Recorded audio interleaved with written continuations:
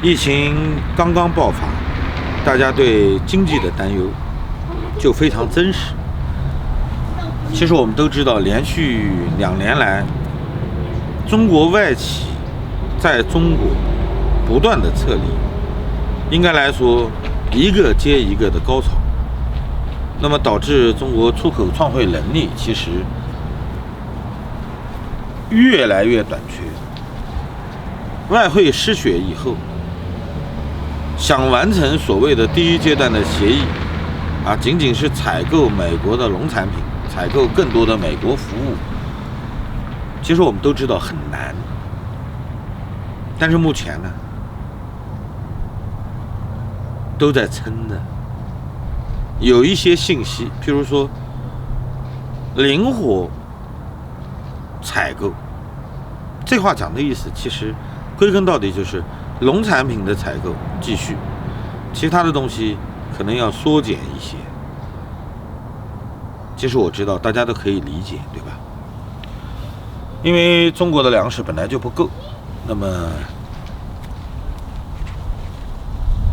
疫情爆发了以后，中国的农业在短时间内不可能恢复，这就意味着采购农产品是维持中国正常运转的一个必须。所以在这一点上，美国人的担忧并不大。那么大的其实是债务违约的问题，就这个问题呢，其实也不是不好解决，对吧？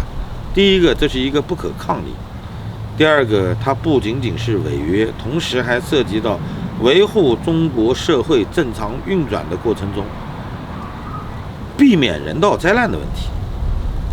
所以，无论是国际货币基金组织、世界银行还是华尔街，都会帮助共军解决这个难题。这个难题将维持很长的一段时间。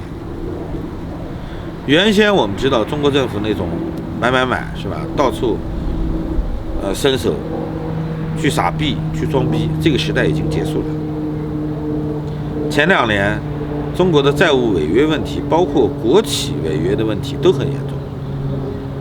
那么2020年好了一点，是吧？最起码一点，它不可能以企业的形式出现的，而更多的由国家出面来帮他们理顺这个问题。因为中国政府为了维护他们的统治，也必将调整对经济进一步的掌控。那么理论上来说，今年的债务违约比往年都要高，但是它有一个明确的说法，是因为不可抗力。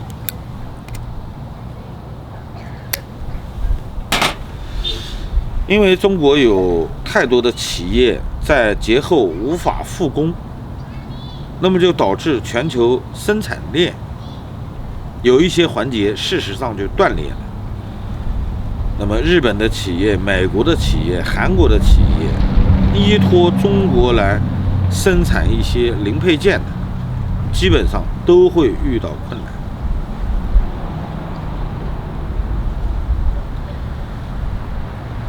而且根本就不知道什么时候是个底，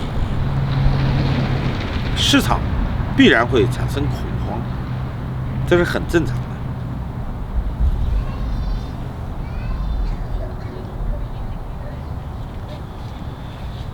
随着外资公司不断的撤离、停摆，那么外籍的高管随着各国撤离中国，国际资本流入中国的趋势也将骤停，这是一个非常现实的问题。在这种大的趋势之下，其实现在谈中国的债务违约，中国对世界经济向下的这种拉动，都是非常真实的。只不过在疫情没有结束之前，我们不知道最终的数字罢了。好了，谢谢大家，再见。